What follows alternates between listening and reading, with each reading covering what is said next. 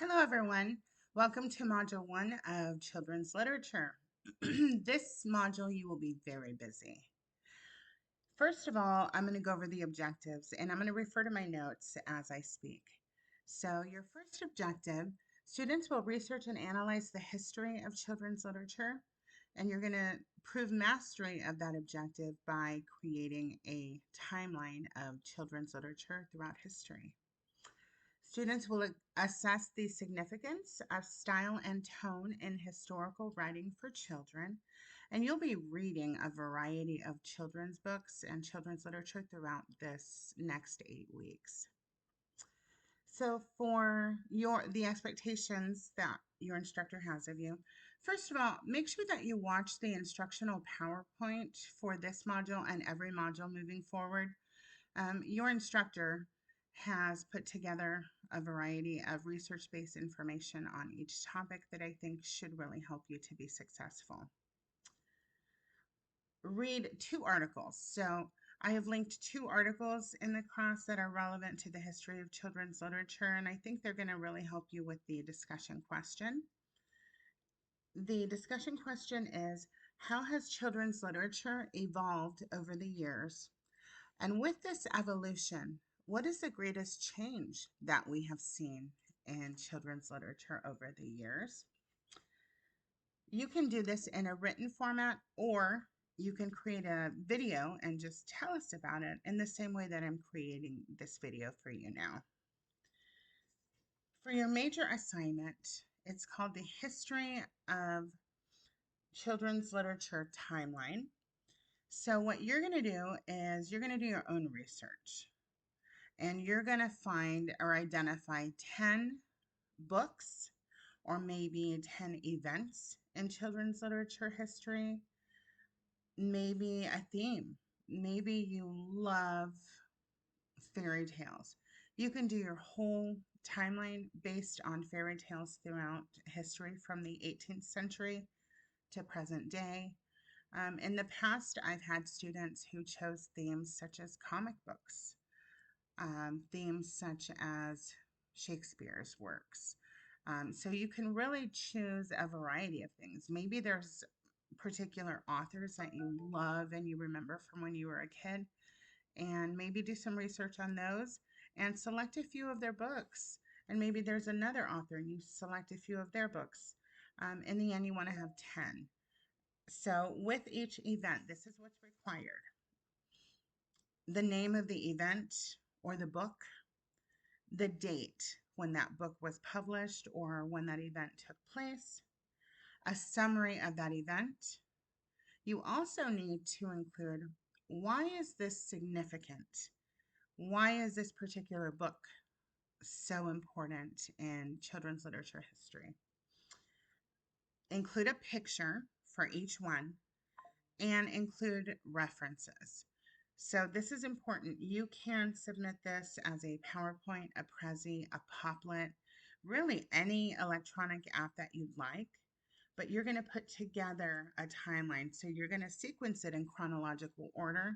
You're going to make sure that the dates are there. Without dates, we can't tell if it's in chronological order or not.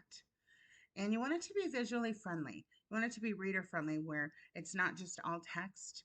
There's a reason why I'm not asking you to write an essay, but instead, I'd like for you to create something visual for me. There are some writing components, of course, but there's also a visual component, which is the photos and the timeline itself. I've created a rubric for you, and it's very detailed. Please make sure that you take a look at that rubric before you even start the assignment.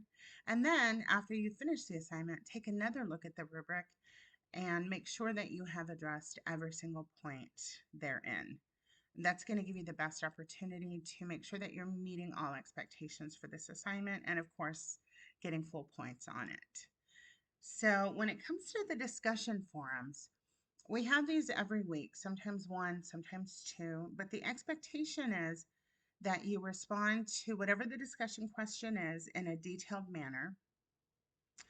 And you're also required to respond to at least 2 classmates. So you're going to have to actually read other posts in there and respond to them also in a very substantive manner. What I mean by that is I was a college student once too. And I remember trying to fluff my way through those discussion boards. And so it would be, oh, I loved your post. I totally agree. You're so right. That really says nothing, right? So you can't trick me. When you go in and respond to peers, make sure that you're adding insight, asking questions, maybe even disagreeing on a topic, but in a very respectful way. So look at this the same way that you do social media. It's kind of an ongoing conversation. So this isn't something that you should be doing at the last minute, right before the due date, jumping in, okay, who can I answer so I can get the points? If you're doing it just for the points, you're kind of missing the whole heart of this assignment, which is really that student to student interaction throughout the class. So let me think if there's anything else. Oh, due dates. Please make sure that you're checking Canvas regularly for due dates. Late work is not accepted in any EDU classes. So make sure that you're submitting by the due date. Do not wait until the due date to start, because a lot of times you're going to run into hiccups such as your computer's not working or the video isn't loading or whatever the case may be. So don't wait till the last day. It is my personal pet peeve when students email me on the due date and say, oh my gosh, such and such happened. I forgot my computer, at my work, or my computer's not working, the internet isn't working, my dog got sick, and I need an extension. You're not going to get extensions. The due date is the due date, so don't wait to get started on that until the day before. Start working on that way ahead of time so that you can meet all expectations and not have to ask for that extension. Now, I'm not completely heartless. If there is a medical emergency, a true medical emergency, you get in a car accident, you were in the hospital, you were hospitalized because you have, something wrong with you. If you can provide documentation and it is a true emergency, then we can talk about an extension, but that has to happen like right away. Don't wait until 3 or 4 days have passed after the due date to ask for that, because it won't be approved. Okay. So just do your best to get the assignments done in a timely manner. Ask any questions that you have prior to the due date. On the weekends, your instructors are online. And if I'm your instructor, I'm online almost every day.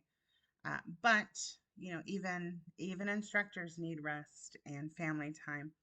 So don't wait until the due date if you have any questions. My hope is that you're going to really enjoy this class. I love this class, and I really, really look forward to working with each of you. Thanks so much, and have a wonderful week.